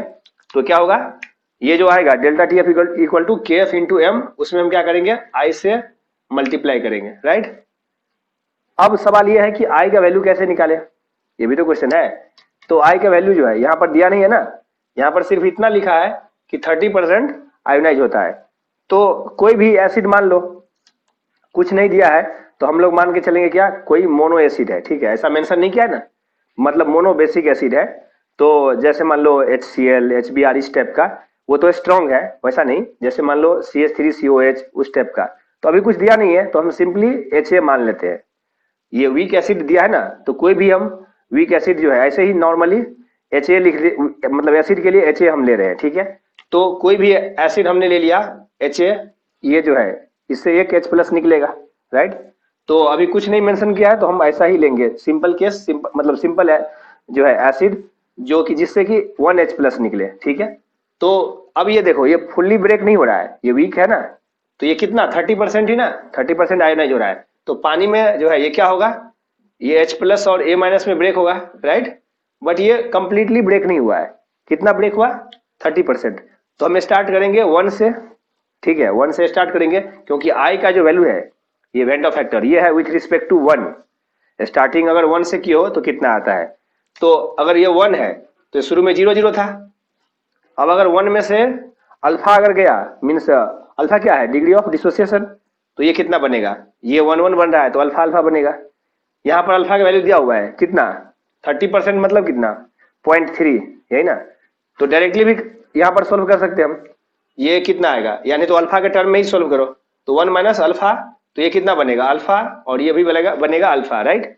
तो बताओ टोटल कितना आएगा, ये जो है इक्विलिब्रियम पर टोटल कितना आएगा, ये सबको ऐड करो, इतना बचा हुआ है और इतना बना, तो सब मिलके कितना आएगा 1 minus alpha plus alpha plus alpha. तो ये आएगा कितना 1 minus alpha plus alpha plus alpha, तो ये अल्फा अल्फा कैंसिल हुआ, तो कितना आएगा, ये दोनों गया, तो 1 प्लस अल्फा आएगा फाइनली। अब अल्फा का वैल्यू दिया हुआ है कितना 30% मीन्स फ्रैक्शन में कितना 0.3, तो ये वैल्यू दिया हुआ है, तो 1 प्लस 0.3, तो ये आएगा 1.3। इतना है टोटल, अभी जो है टोटल मोल इतना है, और शुरू में 1 ही था, तो आई क्या आएगा, आई इक्वल टू, अब स्टार्टिंग 1 से ही किए हैं तो यही ना आएगा, तो आई इक्वल टू क्या आएगा 1 प्लस अल्फा बाय 1 होगा, मतलब 1 प्लस अल्फा। तो डायरेक्टली हम ये भी लिख सकते हैं 1.3 अपॉन 1 मीन्स आई आएगा कितना 1.3। अभी वैल्यू रख दो वहां, और क्या फाइंड करना है अपने को फ्रीजिंग पॉइंट, तो डेल्टा टी एफ निकल जाएगा। तो डेल्टा टी एफ यहाँ से जो आएगा क्या आएगा, यहाँ से डेल्टा टी एफ आएगा, ये के एफ दिया हुआ है कितना 1.86, और मोलालिटी ऑलरेडी दिया है कितना 0.1, और आई कितना 1.3, यही ना। तो यहां से देखो अब ये जो है ये वैल्यू आएगा कितना, ये इसको कैलकुलेट करोगे, ये 1.3 इंटू 0.1 और इंटू 1.86, तो ये कितना आएगा अप्रोक्स वैल्यू आएगा, ये 0.13 और ये 1.86, ये 1.86 और ये इस दोनों को मल्टीप्लाई करोगे तो कितना आएगा, ये आएगा 0.13, राइट, यही ना आएगा। अब इस दोनों को मल्टीप्लाई करो और देखो इसमें से कौन सा ऑप्शन जो है, कौन सा ऑप्शन आ रहा है। अब देखो ये जो भी वैल्यू आएगा डेल्टा टी एफ, ये क्या है फ्रीजिंग पॉइंट में इतना डिप्रेशन हुआ है, और ये वाटर का फ्रीजिंग पॉइंट होता है कितना 0 डिग्री, तो इतना घटा है मीन्स माइनस में आएगा, तो सारे ऑप्शन जो है माइनस में ही दिया है, तो जो भी वैल्यू आएगा वही होगा आंसर, मीन्स मैग्नीट्यूड तो वही रहेगा। तो ये वैल्यू कितना आएगा, ये अप्रोक्सीमेट, इसको क्या करो, इसको थोड़ा सा हम जो है इससे को क्या करते हैं 1.8 को अप्रोक्स 2 मान लेते हैं, ठीक है, ये अप्रोक्स 2 और ये इसको थोड़ा सा कम करो, तो ये कितना 0.1 मान ले, 0.1 मान लेते हैं, राइट। तो देखो कितना आ रहा है अप्रोक्स, ये 0.2 आएगा। अब देखो 0.2 वाला ऑप्शन एक ही है, ठीक है। तो ये जो है ये कैलकुलेशन बहुत ही आसान हो गया, ठीक है, क्योंकि इसको जो है इसको 2 मान लिया है और इसको 0.1 मान लिया अप्रोक्स, तो ये आ गया 0.2, तो आंसर विल बी डी, ठीक है। अब फ्रीजिंग पॉइंट पूछ रहा है, तो फ्रीजिंग पॉइंट में क्या करेंगे हम, 0 में से इसको माइनस करेंगे ना, तो ये जो है फ्रीजिंग पॉइंट पूछ रहा है अपने को, तो फ्रीजिंग पॉइंट क्या होगा 0 माइनस 0.2, तो ये जो है अप्रोक्स, ये अप्रोक्स हम ले रहे हैं ना, तो नहीं तो यहाँ पर लिख दो 0.24 लिख ही दो, ये जो है अप्रोक्स 0.24 क्योंकि ऑप्शन से हमको दिख रहा है, ठीक है। तो ये 0.24 तो कितना आएगा माइनस 0.24 डिग्री सी, ठीक है। तो ये आ गया फ्रीजिंग पॉइंट, राइट, तो आंसर विल बी डी, ठीक है। चलो अब इसको सॉल्व करो, ठीक है। अब ये क्वेश्चन को खुद से ट्राई करो, उसके बाद हम फिर इस पर ये इसको एक्सप्लेन करते हैं, ठीक है। पहले खुद से ट्राई करो।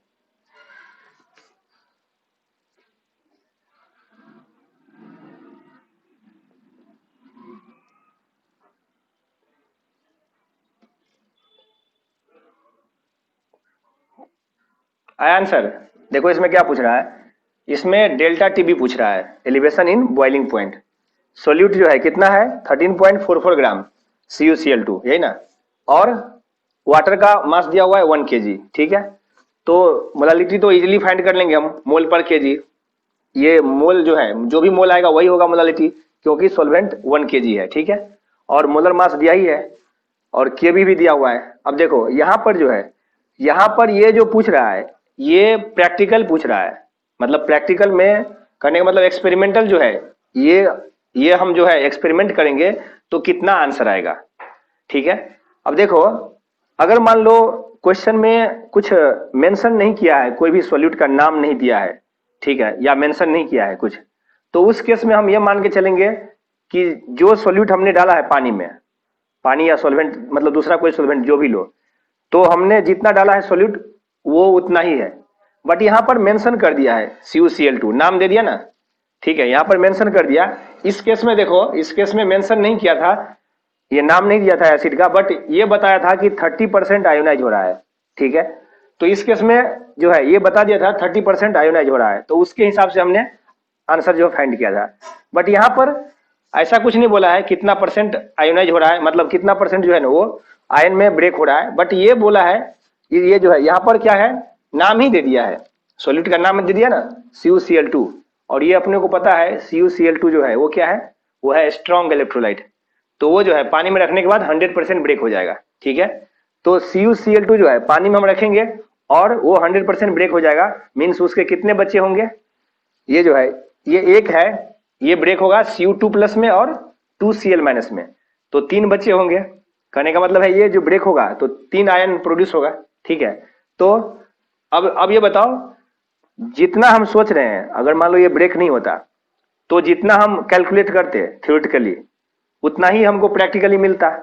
बट ये जो है ये CuCl2 पानी में जाने के बाद वो ब्रेक हो जा रहा है, तो प्रैक्टिकली हमको जितना हम सोच रहे हैं उतना नहीं मिलेगा, ठीक है। इसका मतलब डेल्टा टीबी जो प्रैक्टिकल है, मीन्स एक्सपेरिमेंटल बोलो या ऑब्जर्व बोलो एक ही बात है, ये जो एक्सपेरिमेंटल है वो थ्योरेटिकल से मैच नहीं करेगा, ठीक है।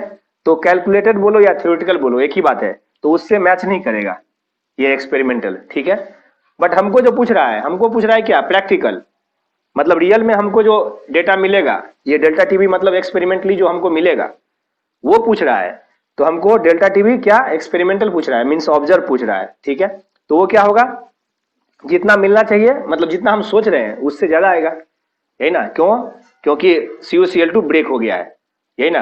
तो उससे ज्यादा आना चाहिए। अब सवाल है कितना ज्यादा आना चाहिए, तो हमको पता है वो ब्रेक हुआ है कितना में, मतलब एक CuCl2 3 आयन प्रोड्यूस करेगा, तो जितना मोल होगा उसका 3 टाइम्स मोल प्रोड्यूस करेगा।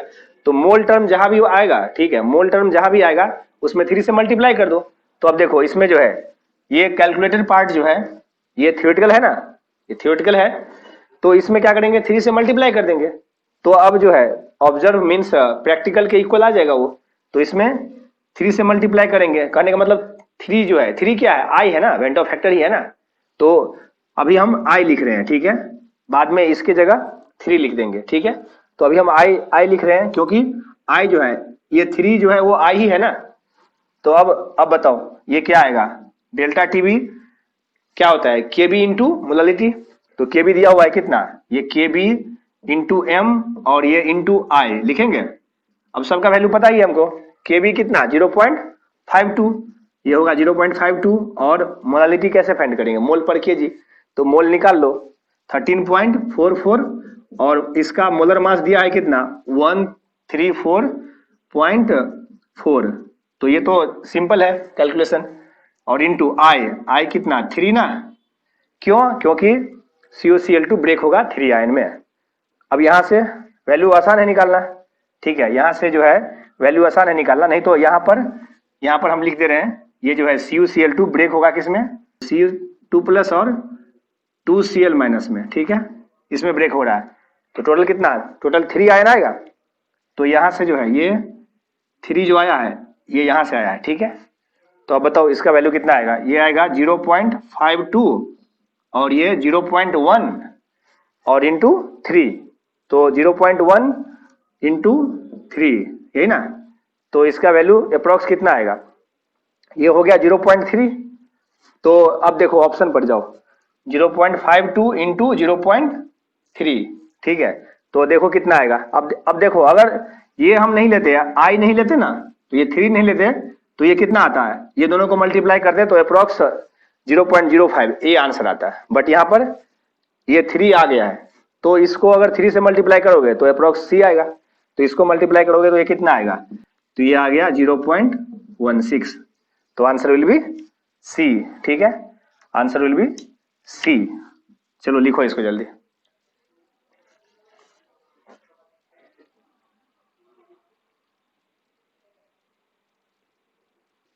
नेक्स्ट क्वेश्चन ये है, ये नीट 2005 का क्वेश्चन है, इसको पहले खुद से ट्राई करो फिर हम इसको एक्सप्लेन करेंगे, ठीक है।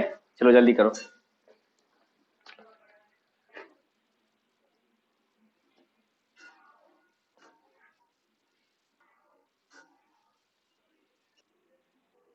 आंसर देखो इस केस में क्या पूछ रहा है, equimolal solution in same solvent have, तो सॉल्वेंट सेम है और मोलालिटी भी सेम है।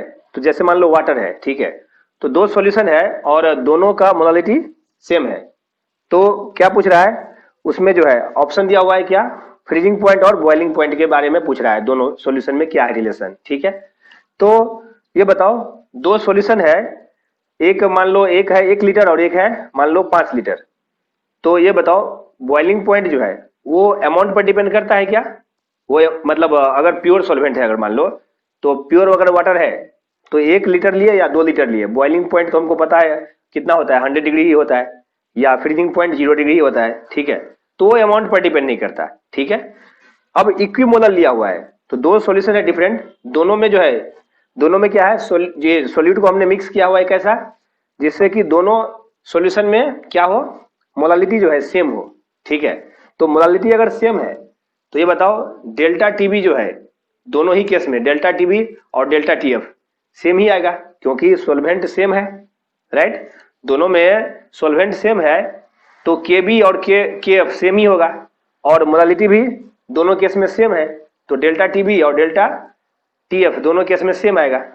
अब हाँ, अब कोई सोच रहा होगा कि ऐसा है, दो डिफरेंट अगर सॉल्यूशन है तो ऐसा हुआ कि किसी सॉल्यूशन में सॉल्यूट हमने डाला है और वो सॉल्यूट क्या हुआ, डिसोसिएट हो गया। मान लो उसमें जो है तुमने मॉस्किटो डाला और उसके बच्चे हो गए, और किसी कोई दूसरा सॉल्यूशन जो है, मतलब इसमें दो सॉल्यूशन की बात करें ना, तो एक सॉल्यूशन में ऐसा हो गया कि उसमें हमने सॉल्यूट डाला और वो डिसोसिएट हो गया, और दूसरा है ऐसा जिसमें कुछ नहीं हुआ, तो फिर तो दोनों केस में जो है आंसर डिफरेंट आएगा, मतलब फ्रीजिंग और बॉइलिंग पॉइंट जो है डेल्टा टीएफ और डेल्टा टीबी चेंज होगा। सही बात है, ऐसा अगर एक में ऐसा हो और दूसरे में नहीं हो तो फिर वैल्यू चेंज हो जाएगा। लेकिन यहां पर जो है, यहां पर ऐसा दिमाग नहीं लगाना है, समझ में आया। तो सवाल है ऐसा क्यों, क्योंकि यहां पर मेंशन नहीं किया है ना, ऐसा कुछ बोला है क्या, यहां पर मेंशन नहीं किया है कि कौन सा सॉल्यूट हम ले रहे हैं किस सॉल्यूशन में, ऐसा कुछ नहीं बोला है। इस केस में देखो, इस केस में नाम दे दिया था CuCl2, तो ये जो है ये 3 पार्ट में, मतलब 3 आयन में ब्रेक होता है। बट यहाँ पर हमने, यहाँ पर जो है हमको जो है क्या है, कोई मेंशन नहीं किया है कि कौन सा हम ले रहे हैं, ठीक है, कौन सा सॉल्यूट ले रहे हैं। तो हम क्या मानेंगे, हम ये मानेंगे कि इस केस में जो सॉल्यूट ले रहे हैं वो क्या है, वो सॉल्यूट जो है नॉन वोलेटाइल है, पहली बात, और क्या है, वो सॉल्यूट जो है डिसोसिएट या एसोसिएट नहीं हो रहा है, ठीक है, ऐसा हम मान के चलेंगे। तो अब बताओ दोनों सॉल्यूशन में क्या होगा, अगर मोलालिटी सेम है और डिसोसिएट और एसोसिएट भी नहीं हो रहा है, क्योंकि हमको कुछ इन्फॉर्मेशन नहीं दिया है तो अपना ज्यादा दिमाग नहीं लगाना है, ठीक है। तो दोनों केस में सेम ही रहेगा इफेक्ट, ठीक है। तो डेल्टा टीबी और डेल्टा टीएफ दोनों ही केस में क्या होगा, सेम ही आएगा, ठीक है, क्योंकि मोलालिटी सेम है, तो आंसर विल बी सी, ठीक है, क्लियर। चलो लिख लो इसको जल्दी, यहां पर थोड़ा सही कर लो, ये जो है ये क्वेश्चन नीट में नहीं जेई में आया हुआ था, ठीक है। ये क्वेश्चन है जेई मेंस 2005 का, कभी कभी जेई में भी क्वेश्चन आसान आते हैं, ठीक है। चलो लिख लो।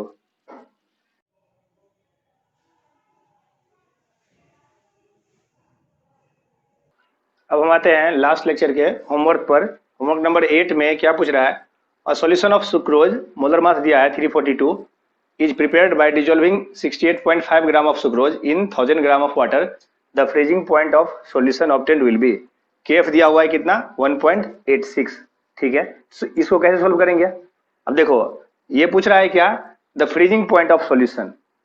अब फ्रीजिंग पॉइंट अगर हमको फाइंड करना है, हमको पता है वाटर का फ्रीजिंग पॉइंट कितना होता है 0 डिग्री C, और ये क्या है, ये प्योर वाटर नहीं है, ये है सॉल्यूशन, इसमें सुक्रोज मिला दिया गया है, तो सॉल्यूशन जो है, ये सॉल्यूशन का फ्रीजिंग पॉइंट क्या होगा, कम हो जाएगा, डिप्रेशन इन फ्रीजिंग पॉइंट पढ़े है ना, तो ये जो है कम हो जाएगा, वही फाइंड करना है कि कितना कम होगा। अगर प्योर वाटर है तब तो वो 0 डिग्री पर फ्रीज होगा, राइट। लेकिन ये प्योर वाटर नहीं है, इसमें मिक्स कर दिए हम किसको, सुक्रोज को, तो क्या करेंगे, पहले डेल्टा टीएफ फाइंड करेंगे, राइट। तो डेल्टा टीएफ जो है ये फाइंड करेंगे, और फिर जितना आएगा डेल्टा टीएफ उतना हम 0 में से माइनस कर देंगे, ठीक है। तो डेल्टा टीएफ क्या होता है, के एफ इंटू एम, के एफ दिया ही है 1.86।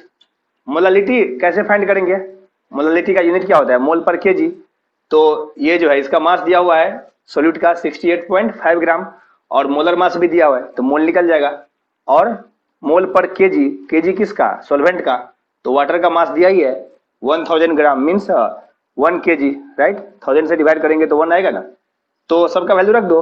KF 1.86 और मोलालिटी क्या होगा, मोल पर केजी, तो मोल जो है ये given mass by molar mass, ये हो गया मोल, और डिवाइड करेंगे इसको केजी मतलब सॉल्वेंट का जो मास है उससे, और वो होना चाहिए केजी में, तो 1000 ग्राम है तो उसको 1000 से डिवाइड कर दो तो ये हो जाएगा 1 केजी, राइट। तो इसका वैल्यू आता है कितना, 0.372। अब देखो तुम्हारे दिमाग में ये चलना चाहिए कि ये जो है ये ऑप्शन हमारे पास है, तो ऑप्शन से देखो 0.372 ये दो बार आया है, एक बार माइनस और एक बार प्लस, और ये जो है दूसरा क्या है 0.52 और यहाँ 0.57, तो ये इसका जो वैल्यू फाइंड करोगे तो ये दिमाग में चलना चाहिए कि इसी में से कोई ना कोई आएगा, तो फिर इजिली ये वैल्यू निकल के आ जाएगा, ठीक है। तो ये आएगा कितना 0.372, तो ये क्या आया, ये ऐसा नहीं कि ये वैल्यू को टिक कर दो, ठीक है। ये जो है ये आया है delta TF means decrease in freezing point. हमको क्या पूछ रहा है, कितना है अभी फ्रीजिंग पॉइंट, फ्रीजिंग पॉइंट पूछ रहा है ना, तो इतना तो डिक्रीज हुआ है, पहले कितना था 0 डिग्री और इतना डिक्रीज हुआ है, तो 0 में से माइनस कर दो, तो अब क्या आएगा -0.372, ठीक है। तो आंसर विल बी ए, ठीक है। नेक्स्ट क्वेश्चन में क्या है, a solution of urea molar mass दिया है, boils at 100.18 degree C at 1 atm pressure, if KF and KB for water are, देखो दोनों दिया हुआ है KF और KB, फिर क्या पूछ रहा है, the above solution will freeze at, यहाँ भी फ्रीजिंग पॉइंट ही पूछ रहा है, ठीक है। तो ये दोनों क्वेश्चन में फ्रीजिंग पॉइंट पूछ रहा है, इसमें तो फ्रीजिंग पॉइंट पूछ रहा था तो बहुत ही आसान था फाइंड करना। यहाँ पर क्या प्रॉब्लम है, यहाँ पर फ्रीजिंग पॉइंट के लिए यहाँ भी क्या करेंगे, डेल्टा TF फाइंड करेंगे, राइट।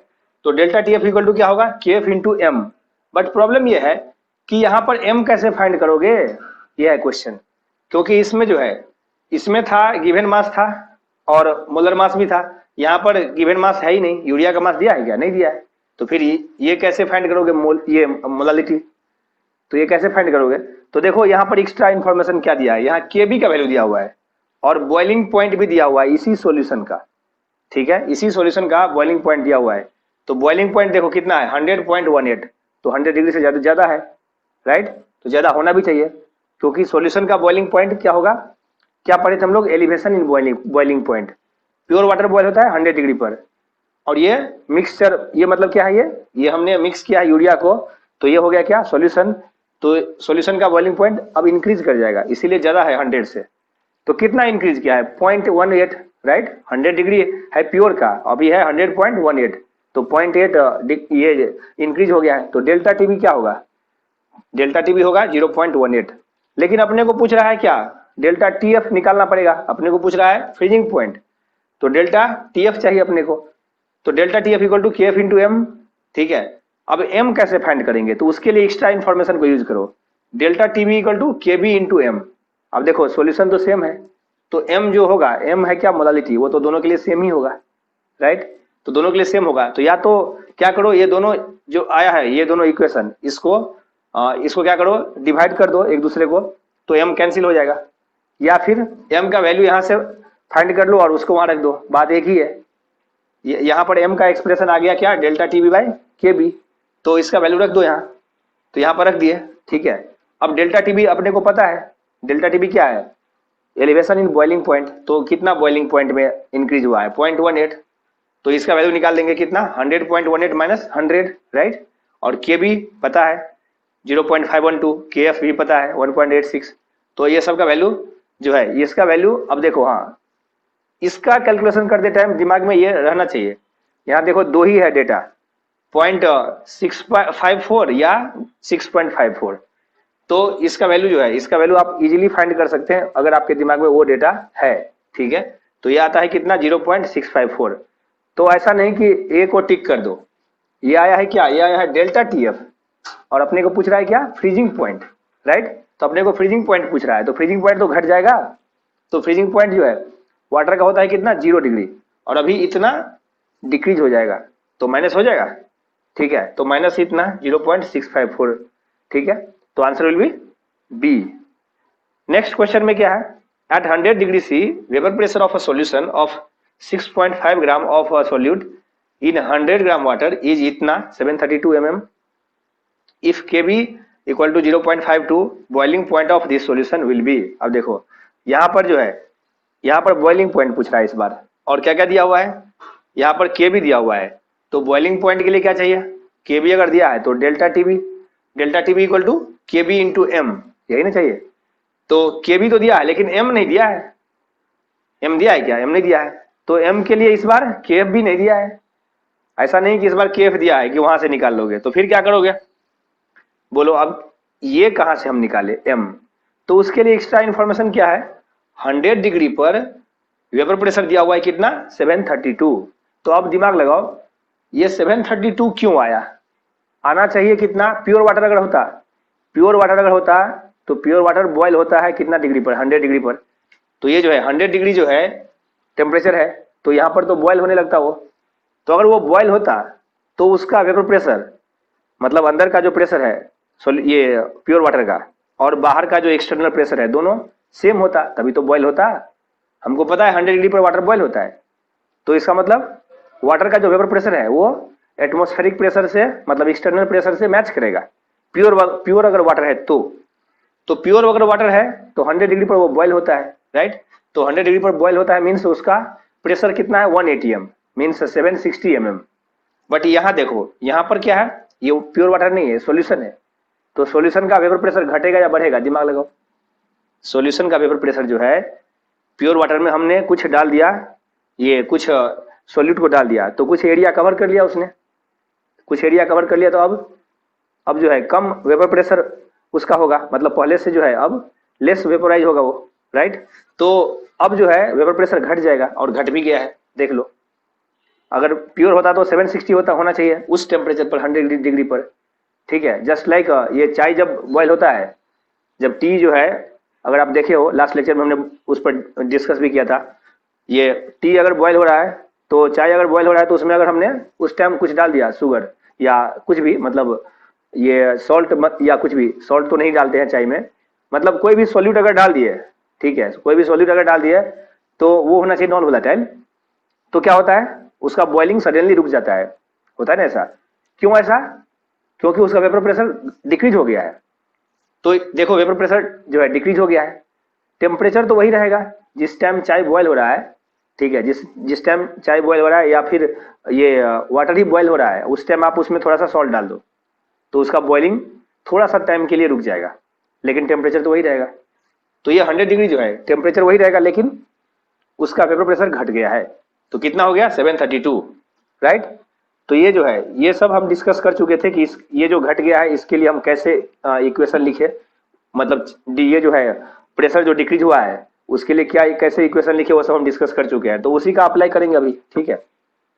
तो देखो ये जो है, ये इक्वेशन हमने बोला था इसको याद रखने के लिए, ये क्या है, ये पिनोट एस है क्या, प्योर का, प्योर वाटर का, यहाँ पर वाटर है ना सॉल्वेंट, और ये है सॉल्यूशन का। तो ये जो डिफरेंस आता था, और ये पीएस से हम डिवाइड करते थे, तो ये n/n आता था, यही था ना। या अगर डाइल्यूट सॉल्यूशन है तो हम डायरेक्ट यहाँ पिनोट एस लिखेंगे तो n/n कर सकते हैं, बट अभी अपने को पता नहीं है ना कि डाइल्यूट है या क्या है, तो अभी जनरल इक्वेशन हम लिख दिए, ठीक है। अब यहाँ पर देखो, ये मोलालिटी के लिए क्या क्या चाहिए अपने को, ये बताओ। मोलालिटी फाइंड करना है तो मोल पर केजी, राइट। मोल किसका, सोल्यूट का, और केजी सॉल्वेंट का। तो सॉल्वेंट का तो मास दिया है 100 ग्राम, तो उसको तो हम केजी में कन्वर्ट कर लेंगे। 100 ग्राम मतलब क्या, 100/1000 केजी, राइट। 100 ग्राम मतलब वही ना होगा, 100/1000 केजी। तो ये जो है वाटर का मास तो आ जाएगा केजी में, लेकिन अपने को मोल भी चाहिए ना, अपने को मोल चाहिए किसका, सोल्यूट का। तो मोल कैसे फाइंड करोगे, तो उसके लिए ये है, सोल्यूट का मोल कौन सा है, ये स्मॉल n, राइट। तो ये है n, और ये क्या है, ये है मोल ऑफ सॉल्वेंट। तो वाटर का मोल तो निकाल ही सकते हैं हम, सबका वैल्यू रख दो, सबका वैल्यू दिया हुआ है, ठीक है। तो ये इक्वल टू क्या आएगा, n/, अब देखो वाटर है कितना, 100 ग्राम, तो 100 को मोल में कन्वर्ट करोगे, 100 ग्राम को तो 18 से डिवाइड करना पड़ेगा, 18 है ना मोलर मास वाटर का। तो यहाँ से क्या आएगा, n आ जाएगा, ठीक है, यहाँ से n आ गया। अब ये n को मोलालिटी फाइंड करने के लिए हम यूज करेंगे, तो डेल्टा टी भी क्या होगा, ये के भी दिया है 0.52, और मोलालिटी कैसे फाइंड करते हैं, मोल पर केजी।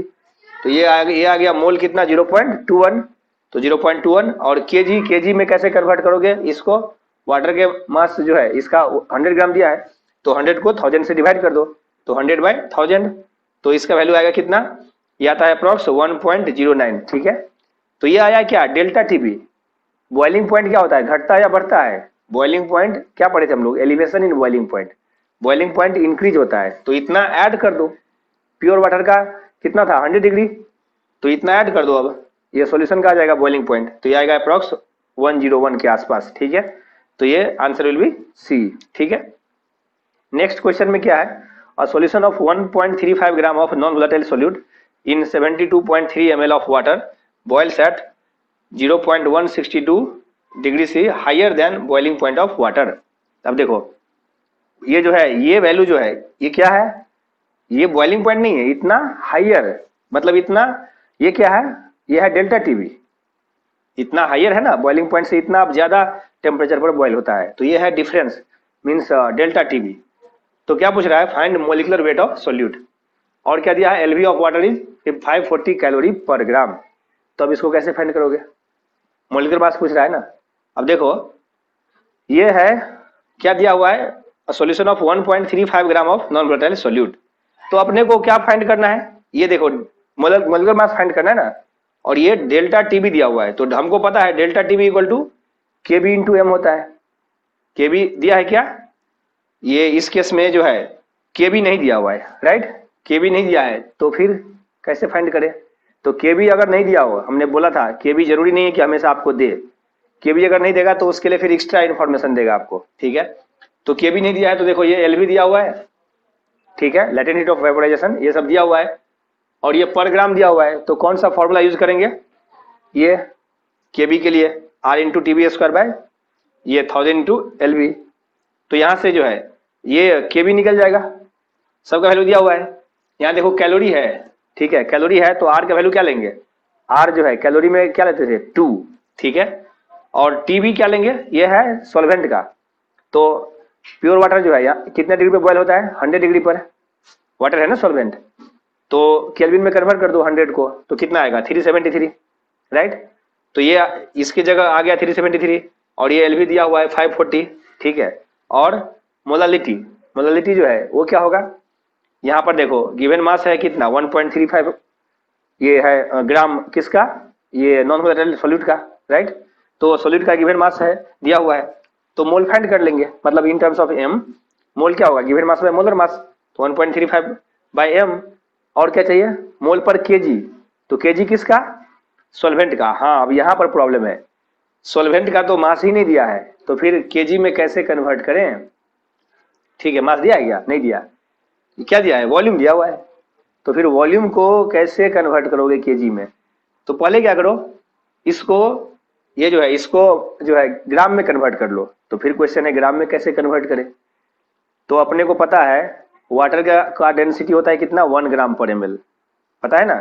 वाटर के केस में इसलिए नहीं दिया रहता है डेंसिटी, दूसरा कोई सॉल्वेंट रहता तो डेंसिटी दे देता, बट वाटर का है, यहाँ पर वाटर है सॉल्वेंट इसलिए नहीं दिया। और ये है क्या, ये वाटर है 72.3 ml, ये सॉल्यूशन नहीं है, वाटर है, ठीक है। तो 72.3 ml है और डेंसिटी होता है 1, इसका मतलब उतना ही होगा मास उसका ग्राम में, राइट। तो डेंसिटी होता है कितना वाटर का, 1 ग्राम पर ml, इसका मतलब 1 ml का मास 1 ग्राम, तो 72.3 ml का मास उतना ही ग्राम, इसलिए हमने ये लिया है 72.3। ये है वाटर का मास, लेकिन ये ग्राम में है, तो 1000 से डिवाइड कर दो तो ये केजी में हो जाएगा। तो ये आ गया मोलालिटी, मोल पर केजी। अब जो है ये 1000 कैंसिल, सबका वैल्यू रख दो, ठीक है। तो यहाँ से m आ जाएगा, m आता है अप्रॉक्स 60, ठीक है। तो मोलर मास आ गया किसका, ये मोलिकुलर वेट किसका आया, ये सॉल्यूट का, ठीक है, वही तो फाइंड करना था। चलो लिख लो इसको, ये है आज का होमवर्क, इसको हम एक्सप्लेन करेंगे नेक्स्ट लेक्चर में, ठीक है।